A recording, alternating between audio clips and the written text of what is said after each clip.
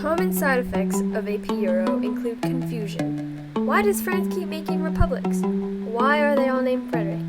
How many H's are in Crucio? Exhaustion. How many more pages do I have to read? Apprehension. I am so not ready for this test. But fear not, this video will help you succeed for the AP test. Hello, and yes, I do have a poster back here that says, Napoleon born to party. Anyways, if you are watching this video, I'm assuming you're taking AP Euro and you're apprehensive about the test. First, I want to say if you're taking AP Euro, I commend you for taking the challenge because AP Euro can be a real struggle and I am very familiar with that struggle. As a person who's been through the struggle and got a 5 on the test, I want to share my experiences and give tips on how to do well on the test. So, as a general overview, to get a 5, you need at least a 70% on the test. To get a 4, you need at least a 58% on the test. That should make you feel better already because you can get a C average and still get a 5. So some general tips. First, no time periods, because not only does the multiple choice ask questions like in the 17th century or in the 18th century, but also it helps put events into context and it really helps make clear everything that happened.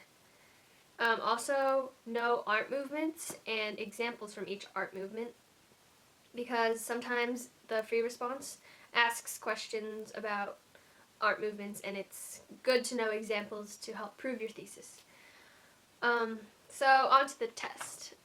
First, you'll be presented with the multiple choice, which is 55 minutes long and 80 questions. The best way to study for this is just to practice multiple choice over and over again and just see what you got wrong and just correct it. There's always going to be that one question that you just never learned, and that's okay, so there's nothing you can do to prepare for that. For example, on my test, there was a question about a Russian physicist that I'd never heard of. So, a helpful website for multiple choice is historyteacher.net, and I'll put a link here and down below. It has a bunch of multiple choice questions, and it really helped me get better at the multiple choice. Next is the DBQ, document-based questions, where you'll have to write an essay on documents, and you have 15 minutes to organize the documents and the rest of the time to write your essay.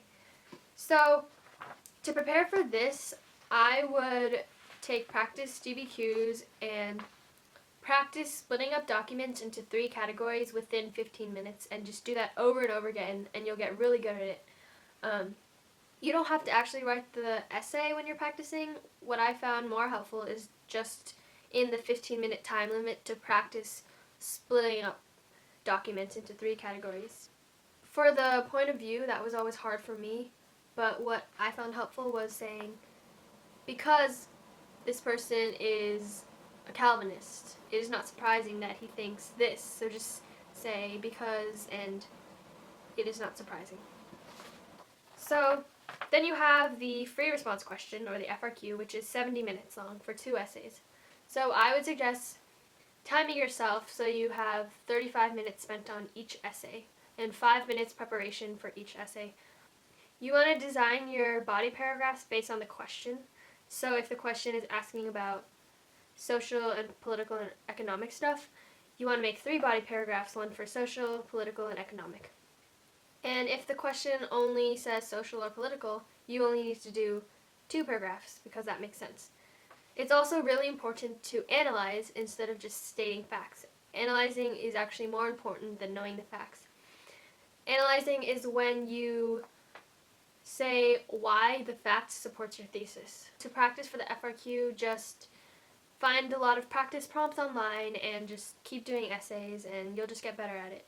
Basically, practicing is the best thing you can do to prepare for AP Euro. Just keep practicing.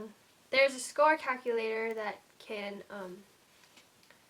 you can input scores on everything and see what you would get. And I'll put the link here and down below. To put things in context, you can get a 60 You can get a 60 out of 80 on the multiple choice, a 5 on the DBQ, a 5 on the first FRQ, and a 5 on the second FRQ, and still get a 5. So you should do well, even if you get a semi-low score. So the review books that I recommend, or the ones that I used, the best one I used is this one called AP European History Crash Course. It is the reason I got a 5 on the test. It's short, so it's very manageable, and it has a lot of good test tips. It's short because it only gives you information that you absolutely need to know. It was so helpful, and I read it the day of the test and the day before the test, and there were a bunch of questions that I would have gotten wrong if I hadn't read this. The next thing I would recommend getting is the Princeton Review. This one is so big that it's just a bore to get through, and it gives way too much information.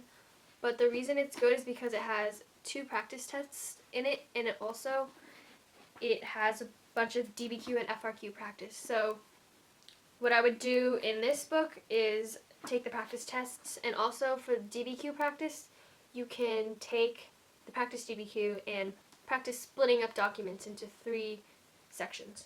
The last thing I used was this Modern European History.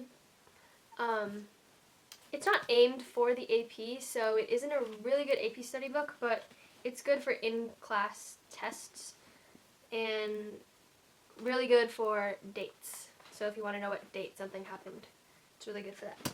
So the book I used in class was A History of Western Society by McKay. And besides it using the word about face about 20,000 times, it was a pretty good book. And yeah, so. Also, I want to talk about how to do well in the actual AP Euro class. And first I would say participate, because discussion really helps solidify understanding, and it also helps you remember things so that on the test you can just remember back to what you talked about in class and you'll remember certain facts. Also, making study guides or rereading the book is really helpful, because if you read it once, chances are you'll forget something, but if you read it again and again, you'll just remember it. Also, watching YouTube videos is really helpful and fun. There's this one, Louis XIV Rap, that I watched about 50,000 times, and it's really funny, so put the link here and down below. Also, I made a blog that has a lot of study guides that I made from the whole AP Euro, and it really helped me. So I'll put the link to that here and down below. Yeah, so those are my tips for doing well in the AP test. And if you're ever feeling bad, just remember that the Austrian army once attacked itself, and men wore dresses back then. So good luck on the test, and I hope everyone gets the score that he or she wants.